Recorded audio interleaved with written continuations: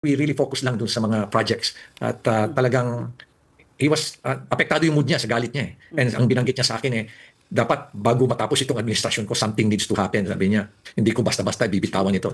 So I believe he's really meant, he was really determined to create a legacy talaga. Ito siguro magiging Marcos legacy itong anti-corruption campaign and it's aligned with our advocacy.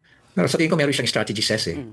Probably we have a different approach. Iba yung approach ko sa akin is immediately a third party. Pero siguro iba rin yung sa kanya. Gusto niyang i-validate lahat. Kaya siya umiikot, tinitingnan niya.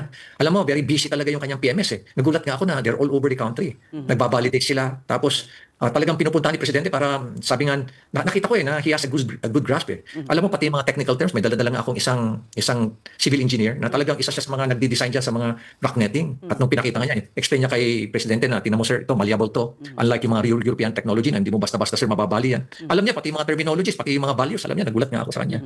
So talagang siguro meron na talaga siyang knowledge and I believe meron siyang strategy. Hindi ko lang alam kung paano.